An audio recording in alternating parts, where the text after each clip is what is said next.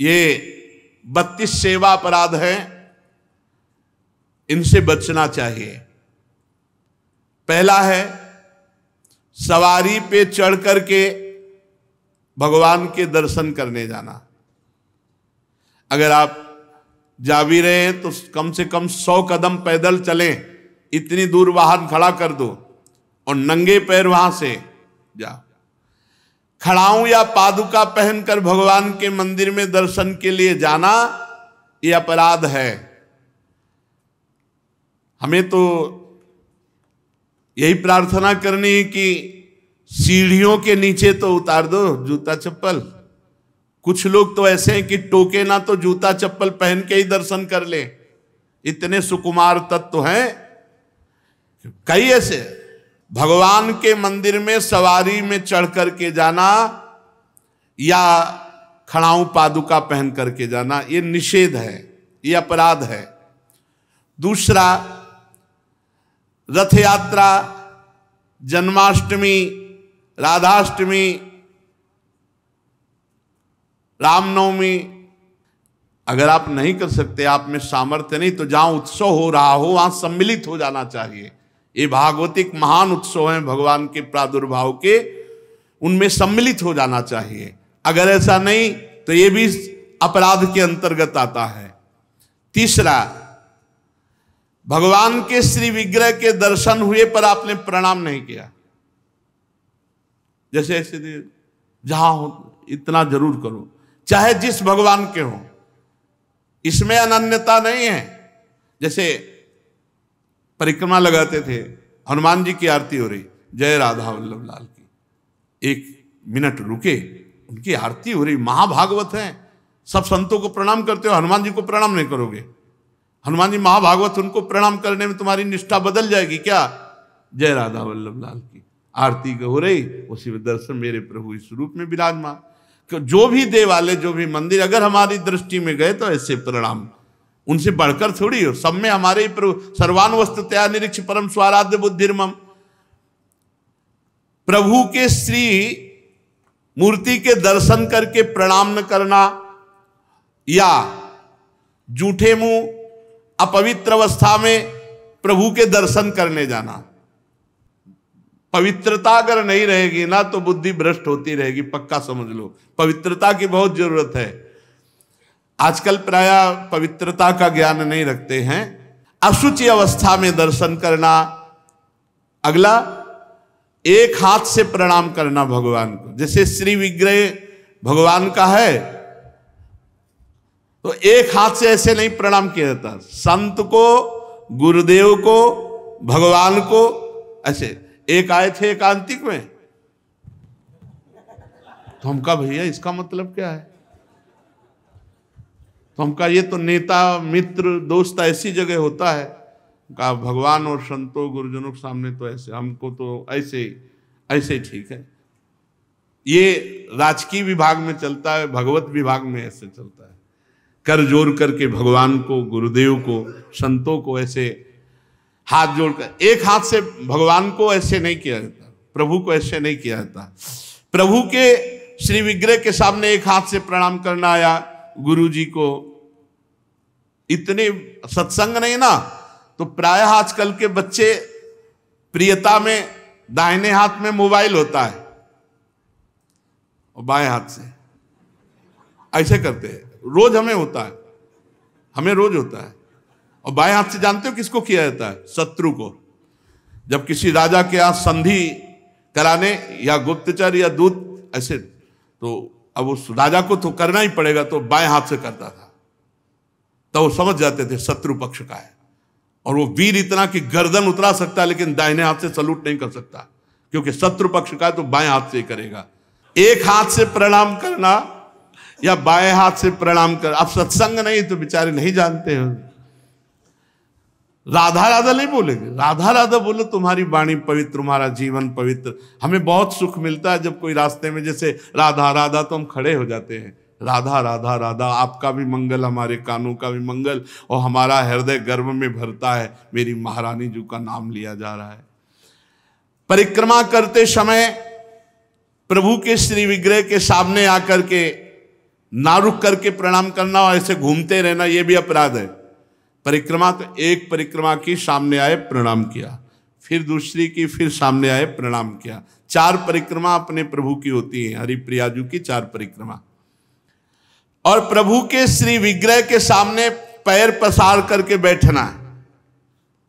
प्राय जिनको सत्संग नहीं मिला वैसा, राधा वल्लभ जी में जैसे वो बारंडा है ना सामने, हाँ, चौकस ऐसे ऐसे बैठ के पैर ऐसे, अपराध है। प्रभु के सामने पैर लंबे करके या ऐसे पैर घुटनों में बांध करके बैठना। प्रभु के श्री विग्रह के सामने दोनों घुटनों को ऊंचा करके उनको हाथ से लपेट करके, प्रभु के श्री विग्रह के सामने ऐसे ऐसे नहीं, या तो हाथ जोड़े खड़े रहो या ऐसे हाथ नीचे कर लो, मतलब एक सौम्य मुद्रा होनी चाहिए। यदि वहां खड़े हो, वैसे उचित तो यह कि जितनी देर खड़े रहो हाथ जोड़े खड़े रहो प्रभु के सामने। पर जिनको सत्संग नहीं मिला, जिनको ज्ञान नहीं, तो प्राय ऐसे खड़े होते हैं प्रभु के सामने। प्रभु के सामने, गुरुदेव के सामने, संतों के सामने ऐसे नहीं खड़े हुआ जाता। और प्रभु के सामने बैठ करके सोना यह अपराध है, इसमें पाप लगता है, मलिनता हो। जैसे सत्संग में सोना, प्रभु के सामने बैठे हुए सोना, या स्वाध्याय करते हुए, भगवान के श्री विग्रह के सामने पाना। जैसे चरणामृत मिले तो साइड में होके, प्रसाद मिले तो साइड में होके, ऐसे नहीं वहीं सामने ही, प्रभु के सामने नहीं। भगवान के श्री विग्रह के सामने झूठ बोलना, बात ही मत करो, मंदिर में बात मत करो, गलती हो जाएगी। कुछ भी अगर जरा भी झूठ निकला तो वज्र की लीक हो जाएगा, भोगना पड़ेगा। मौन रहो। जब कोई कहे हमें बात करनी, गेट के बाहर मिलो मंदिर के। अगर थोड़ी चूक भी हो जाएगी तो फिर दर्शन कर लेंगे आके, और इन्हीं के सामने झूठ बोल गए तो फिर क्या होगा। श्री भगवान के सामने जोर से बुलाना किसी को बिल्कुल नहीं। अगर वहां है तो बहुत सावधानी से बात की जाती, धीरे से बात की जाती, वो भी प्रभु संबंधी बात की जाती है। भगवान के श्री विग्रह के सामने आपस में कुशल मंगल पूछ रहा, और कैसे हो, प्रभु सामने वहां पूछ रहे और कैसे हो, अपराध बन रहा है। उनसे पूछो कैसे हो, उनसे बात करो, प्रभु से, प्रभु के पास आए, सही पूछो। बिल्कुल नहीं, सीधे गए, बस आंख में आंख मिलाई, जितनी देर टिके बस आंख बंद की, फिर आंख में आंख मिलाई, नख सिख लो अंग माधुरी, उसका पान करो, चुपचाप बाहर निकल जाओ। दर्शन की एक पद्धति है, एक टाक एकदम देख रहे हैं। लेकिन देखना, बाहरी लोग दर्शन नहीं करते, नहीं इधर उधर, वहां प्रभु में नहीं टिकेंगे, नेत्र प्रभु में नहीं टिकेंगे, वो इधर उधर दौड़ भाग करके निकल जाएंगे। आपस में कुशल मंगल बातचीत ये सब नहीं। और प्रभु के श्री विग्रह के सामने किसी को उपदेश करना, किसी को डांटना, किसी को दंड देना, ये सब अपराध के अंतर्गत आता है। प्रभु के श्री विग्रह के सामने किसी को पीड़ा देना, मारपीट करना, कदापि नहीं, ये बहुत बड़े बड़े अपराधों में। और प्रभु के श्री विग्रह के सामने किसी को आशीर्वाद देना, नहीं, ये भी नहीं। सामने विराजमान है, उन्हीं के आशीर्वाद से सबका आशीर्वाद है। ऐसा नहीं कोई प्रणाम कर रहा है माथे पे हाथ धर, ये सब व्यवहार नहीं। वहां प्रणाम कर, जो प्रणाम करे तुरंत पीठ कर लेनी चाहिए उसकी तरफ, वो प्रणाम उन्हीं को जाए। तो कभी ऐसा प्रणाम न, एकमात्र गुरुदेव। प्रभु के श्री विग्रह के सामने किसी पर अनुग्रह करना यह अपराध है। श्री विग्रह के सामने किसी को साप देना, कठोर वचन बोलना, निष्ठुर वचन बोलना, और प्रभु के श्री विग्रह के सामने कंबल ओढ़ कर जाना, प्रभु के श्री विग्रह के सामने किसी की निंदा करना, प्रभु के श्री विग्रह के सामने किसी की स्तुति प्रणाम बिल्कुल नहीं करना, प्रभु के श्री विग्रह के सामने अश्लील भाषण बोलना, प्रभु के श्री विग्रह के सामने अधोवायु त्यागना। अच्छा, प्रभु को सामर्थ्य रहते हुए गौड़ उपचार के द्वारा भोग लगाना, जैसे अपने तो हलवा और चाय चल रही सुबह और ठाकुर जी के लिए चिरौरी रखवा दिए, बहुत ही है, टॉफी लपटी भाई उसमें प्लास्टिक में, एक कटोरी में भर के रख दी, पानी रख दी, जमाने की वही रखी, और अपना रोज सुबह शाम दोपहर सब नए नए पदार्थ पा रहे हैं। अपराध लगता है। ये मनोरंजन के लिए श्री विग्रह खरीद के मत ले जाना कोई। श्री विग्रह जाने का मतलब है पूरे के पूरे प्रभु आए हैं, सुबह से लेके शाम तक उनको खवाओ पियाओ, स्नान श्रृंगार सब। ना हो हिम्मत तो छवि खरीद ले, उनके दर्शन करो। श्री विग्रह मत ले जाओ। श्री विग्रह ले जाओ, चाहे गोपाल जी का चाहे प्रिया प्रीतम जी का, उनकी सेवा करो ऐसे जैसे अपने बच्चे की जाती है। अपना बच्चा अगर नहीं पवाएंगे तो भूखा रहेगा, नहीं स्नान कराएंगे तो वैसे, नहीं शयन कराएंगे तो नहीं शयन करेंगे। बोले हम दर्शन के लिए छवि ले जाओ, श्री विग्रह मत ले जाओ। श्री विग्रह ले जाने का मतलब है कि अष्टयाम सेवा, कम से कम अष्टयाम सेवा में नहीं आप पहुंच पा रहे हैं, पूरी सेवाएं कर पा रहे, तो सुबह मंगला और श्रृंगार और भोग लगा दिया, जाओ। फिर शाम के आए तो आरती कर दी, फिर भोग लगाया, दूध पिलाया, शयन कराया, इतना तो होना ही चाहिए। अब आप तो खाते हैं अच्छे अच्छे पदार्थ, तो ठाकुर जी के आगे प्लास्टिक में लपटी हुई टॉफी रख दी या चिरौरी रख दी। आपकी सामर्थ्य है, सब अच्छे अच्छे कपड़े पोशाक सब पहना सकते हो, ऐसे ठाकुर जी को ऐसे नहीं। आपके पास सामर्थ्य के अनुसार ठाकुर, ओ वैसे तो जी जान से प्यार करो, बहुत कृपाल ठाकुर है, बहुत कृपाल। आपसे बात करने लगेंगे, आपको मना करेंगे, ये नहीं खाना हमें, ये खाना है, ऐसे। अरे आप आसक्ति करके तो देखो, निहाल कर देंगे। और अभी आप यहाँ पवाओ, फिर वो आपको अपने यहाँ ले जाके पवाएंगे, और ऐसा पवाएंगे कि निहाल हो जाओगे। और प्रभु को भोग लगाए बिना कुछ भी खाना पीना ये ठीक नहीं, अपराध के अंतर्गत आता है। वैष्णव होकर दीक्षा लेकर सत्संग सुनकर ये बात जान करके यदि आप बिना भोग लगाए प्रभु को पाते हैं तो अपराध है।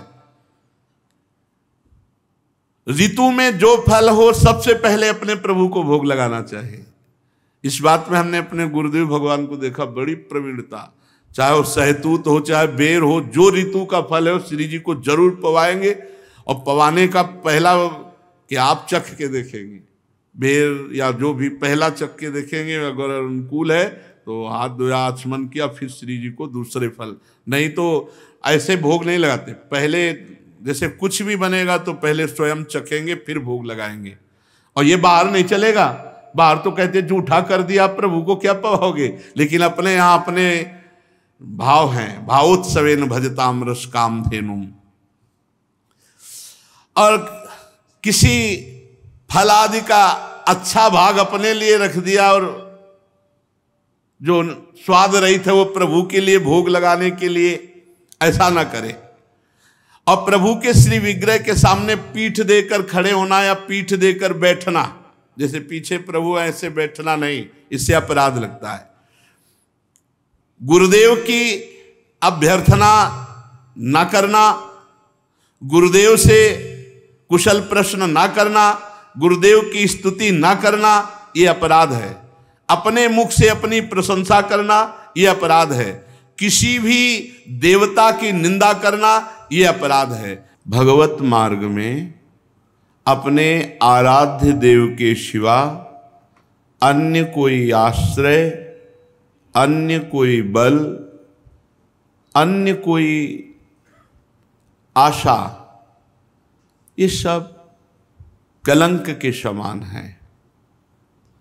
यदि हम अन्य आस भरोस अवलंबन छोड़ पाएं तो हमें कुछ नहीं करना भगवत प्राप्ति के लिए। सच्ची मानिए, ये अन्य जो स्वीकृति है यही हमको तो भगवत विमुख किए है, नहीं हमारा स्वरूप ही भगवत स्वरूप है। ये पांच भौतिक हमारा स्वरूप थोड़ी है, ये अंतःकरण हमारा स्वरूप थोड़ी है, ये स्वभाव हमारा नहीं है, ये प्रकृति का है।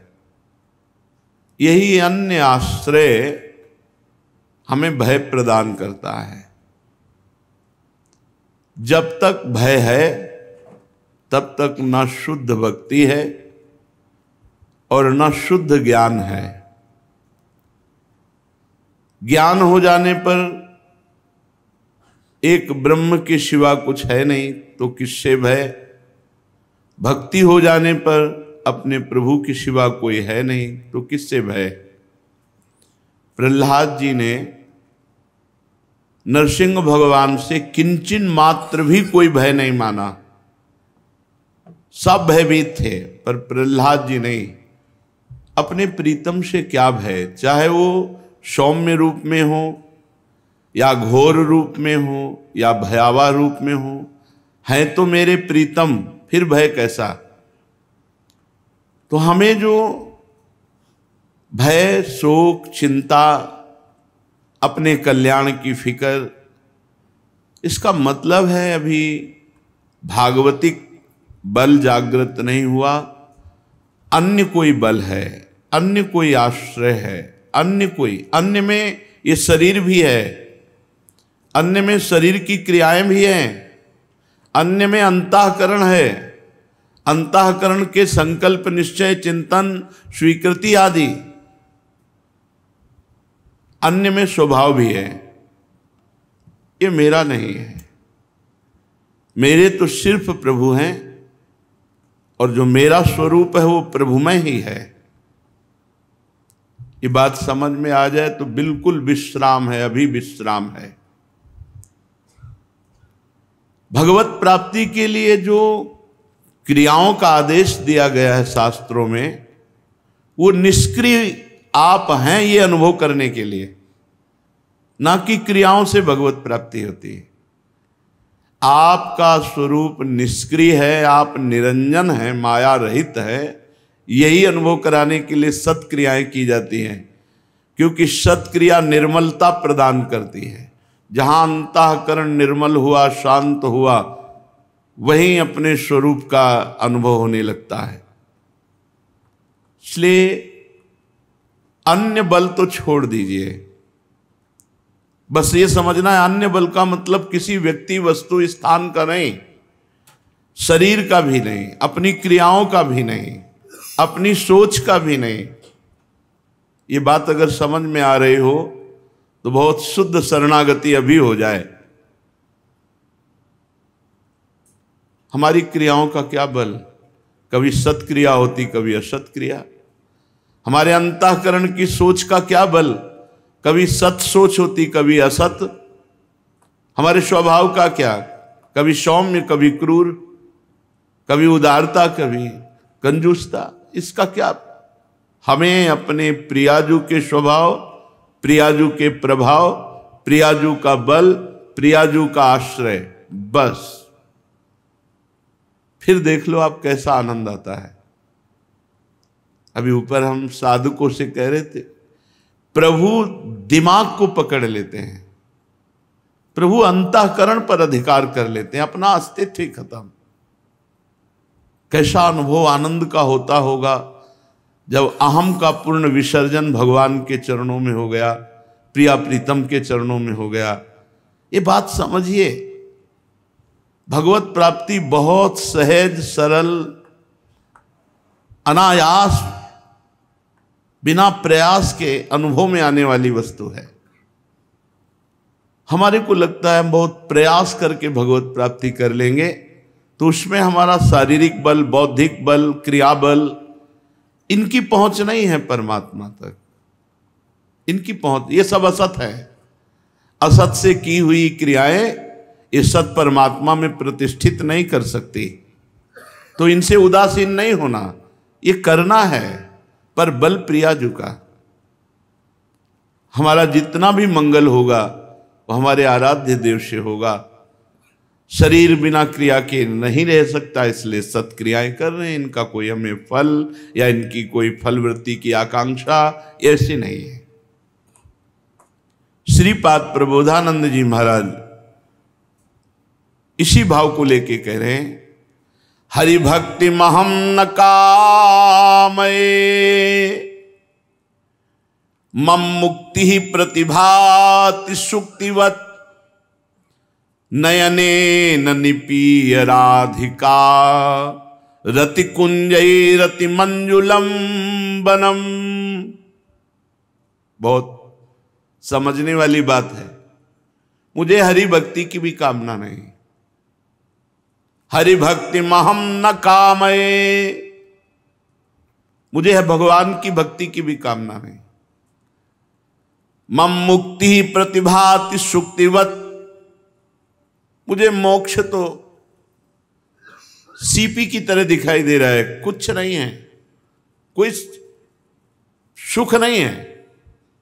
लो, अखंडानंद, ब्रह्मानंद, परमानंद श्रीपाद को कोई सुख नहीं समझ में आ रहा। क्यों? क्योंकि महासुख में निमग्न है। कहां? खुद वर्णन कर रहे हैं, नयने निपीय राधिका रति कुंजई रति मंजुलम बनम। मेरे नेत्रों के सामने श्री प्रिया प्रीतम जिनमें विहार कर रहे हैं, श्री कुंज निकुंजे हैं, इसलिए मुझे ना तो मोक्ष पदवी, ये तो मेरे को सीपी के समान दिखाई दे रहे, और ना हरि भक्ति की कामना। क्या है इसमें? ना हरि भक्ति की कामना है, ना मोक्ष पदवी की कामना। प्रायः दो कामनाओं में ही सतमार्ग में चला जाता है, मुमुक्षता मोक्ष हो जाए या भगवान की विशुद्ध भक्ति आ जाए। और श्रीपाद कह रहे मुझे दोनों नहीं चाहिए। ऐसे ही हितजू महाराज कह रहे हैं, धर्माद्यर्थ चतुष्टयम विजयताम किम तद वृथा वार्तया, सैकांतेश्वर भक्ति योग पदवी त्वारोपिता मूर्धनि। धर्म अर्थ काम मोक्ष, ये तो मेरे सामने बेकार की वार्ता है। ना मुझे धर्म चाहिए, ना अर्थ, ना काम, ना मोक्ष। तो बोले भगवान की भक्ति, बोले नहीं। त्वारोपिता मूर्धनि, हाथ जोड़ करके, हाथ बांधकर सिर पर लगाकर प्रणाम करता हूं हरि भक्ति को, लेकिन मुझे नहीं चाहिए ईश्वर की भक्ति। जैसा यहां वर्णन है, महाप्रभु का भाव ही श्रीपाद वर्णन कर रहे हैं। धर्माद्यर्थ चतुष्टयम विजयताम, ये विजय को प्राप्त हो संसार में, परमार्थ में, पर मेरे को नहीं चाहिए। मेरे सामने धर्म अर्थ काम मोक्ष की बेकार की वार्ता है। सैकांतेश्वर भक्ति योग पदवी त्वारोपिता मूर्धनि, ईश्वर की एकांतिक भक्ति को भी हम हाथ जोड़कर माथे पे लगा के प्रणाम करते हैं, हमें नहीं चाहिए। अरे महाराज, आपको मोक्ष नहीं चाहिए, ईश्वर की भक्ति नहीं चाहिए, तो आप आराधना का स्वरूप क्या है आपके हृदय में? बोले यो वृंदावन सिमनि कश्चन घनाश्चर्य किशोरी मणिष तत्कैंकर्य।